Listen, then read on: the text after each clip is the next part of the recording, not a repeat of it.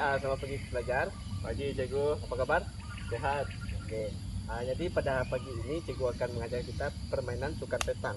Baiklah, sebelum kita melanjutkan untuk kemahiran seterusnya, apa cikgu mau bagi pengenalan mengenai sukan petang. Adakah kamu tahu apa itu sukan petang? Tidak cikgu. Okey. Terlebih dulu cikgu mau ajar cara sebutan untuk petang. Terdapat dua cara sebutan, yaitu petang, peteng dan petong. Cuba kamu sebut. Peteng dan petong. Okey. Dalam sukan petang ini terdapat peralatan-peralatan yang diperlukan untuk bermain sukan ini. Yang pertama adalah bola. Okey. Ini merupakan bola petang, tapi dia tidak dinamakan ataupun dipanggil sebagai bola, tetapi dipanggil sebagai ball. Okey, ball ini diperbuat daripada logam dan berat ball ini dalam sekitar 650 gram sehingga 800 gram.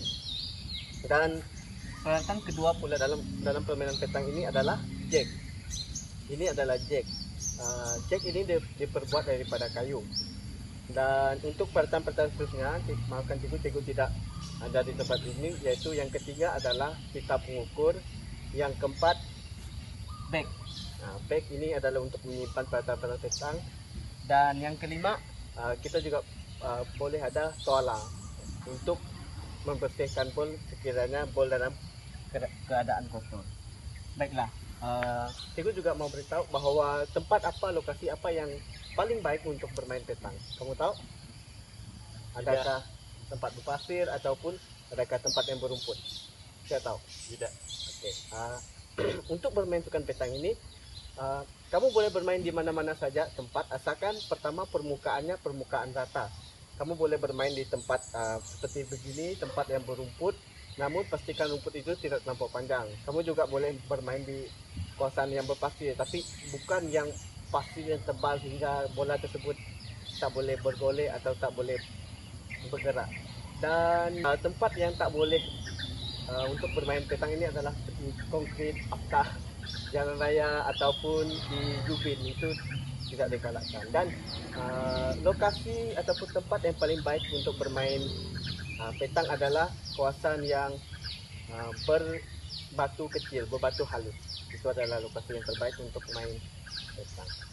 Okey, dalam sukan petang ini terdapat 3 kategori atau 3 jenis jumlah pemain yang bermain dalam sukan petang. Pertama adalah kategori single, iaitu perseorangan. Kedua adalah kategori double, iaitu 2 orang, dan ketiga adalah triple, iaitu 3 orang. Dalam kategori single, seorang 1 lawan 1, pemain akan diberi sebanyak 3 bola. Dan dalam kategori double, setiap pemain akan diberikan 3 bola juga. Namun untuk kategori triple, iaitu 3 lawan 3, setiap pemain akan hanya diberi 2 biji bola. Dalam sukan petang ini terdapat juga persamaan dengan sukan boceh dan sukan bowling padang. Namun saya mau katakan di sini terdapat perbezaan yang ketara juga di antara sukan petang, sukan boceh dan sukan bowling padang. Antara perbezaan yang paling ketara adalah seperti bola yang digunakan, cara pegangan, saiz, keluasan gelanggang yang digunakan permainan. Namun perbezaan yang paling ketara adalah dalam sukan boceh dan sukan bowling padang, pemain yang bermain sukan tersebut boleh bermain dengan melakukan pergerakan, semasa bermain boleh lakukan gerakan dan sebagainya. Namun untuk sukan petang ini tidak boleh. Pemain yang bermain sukan petang hanya boleh bermain secara statik dan tidak boleh mengangkatkan kaki semasa bermain. Jadi itu adalah perbezaan antara sukan petang dengan boceh dan bowling padang. Faham? Faham. Okey. Selepas ini cikgu akan ajar kita kedudukan kaki dalam bulatan semasa ataupun sebelum bermain bola petang. Baiklah, terdapat 3 jenis kedudukan kaki semasa bermain petang dalam bulatan.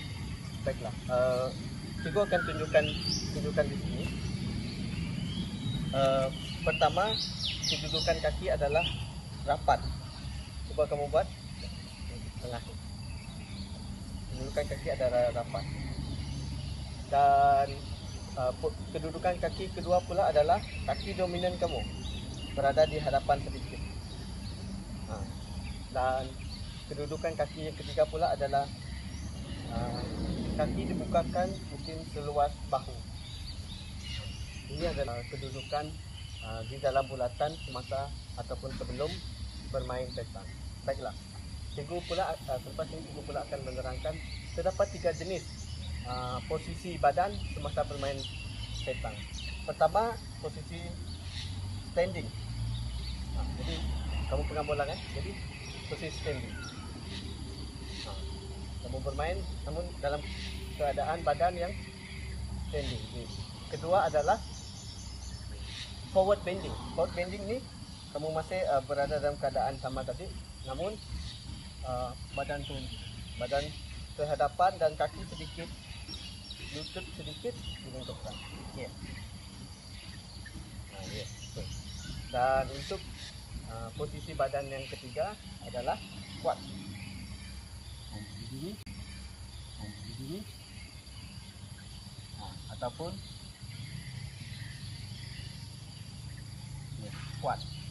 squatting. Baiklah, cikgu akan ajar sebelum kamu melontar bola, membaling bola, cara paling basic untuk pegang bola. Pertama, coba kamu depakkan tangan begini, depakkan tangan begini dan letak bola di tangan kamu. Oke, kemudian tangan yang 4 ni peluk bola namun tidak terlampau rapat, sederhana. Ada ruang sedikit, tidak terlampau rapat, tidak terlampau jarak. Maafkan cikgu, tiga tangan ini terlebih dahulu.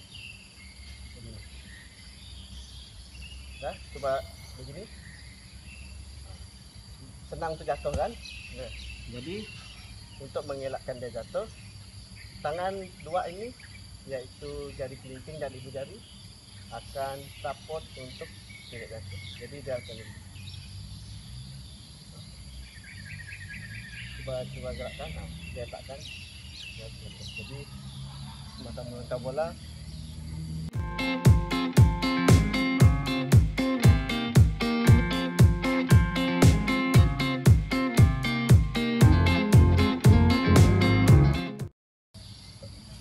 terdapat 3 jenis kemahiran di dalam petang, yaitu pertama kemahiran rolling, yaitu bergolek. Kemahiran kedua adalah soft lob, yaitu bola sederhana, dan kemahiran ketiga adalah high lob ataupun full lob. Jadi cikgu akan ajar satu persatu, kemudian kamu akan buat, boleh? Boleh, cikgu. Untuk kemahiran pertama yaitu rolling, posisi badan yang paling sesuai adalah squat. Untuk rolling, squat,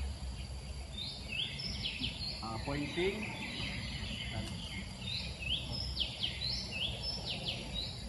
Yang cikgu lakukan tadi adalah pointing.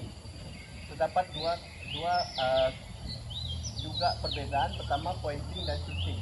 Pointing ni kamu usaha pemain untuk mendekatkan ball dengan jack. Manakala shooting pula adalah usaha pemain tersebut untuk menjauhkan ball pihak lawan daripada jack.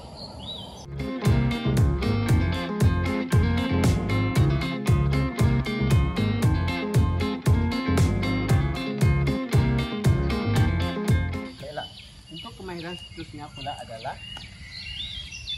soft lob. Coba sebut soft lob.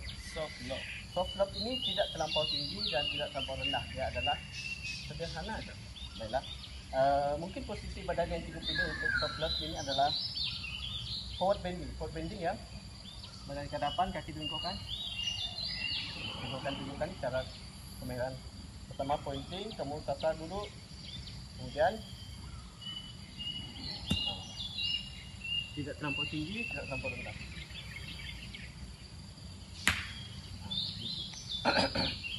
Jadi sekarang kamu buat 2 kali percobaan untuk kemahiran soft lob.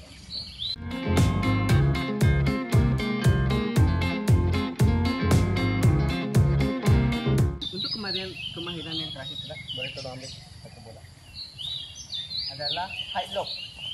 Full lob, terima kasih. Yaitu high lob. High lob ini pula cikgu pilih posisi badan standing. Standing enggak. Dan cara untuk melakukan kemahiran full lob, high lob ini adalah dia sama aja. Adalah pertama kamu pointing sasaran dan ya tinggi.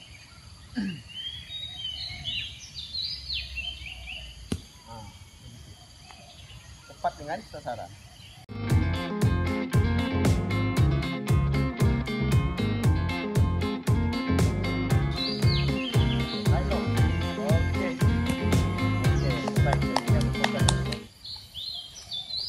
Sampai di sini sesi pengajaran kita pada hari ini. Jadi melalui pengajaran petang kita hari ini, kamu belajar sedikit pengenalan berkenaan bola, jumlah pemain, kategori pemain, di mana tempat bermain dengan baik, apakah perbezaan petang dengan sukan bocce dan juga sukan bowling padang.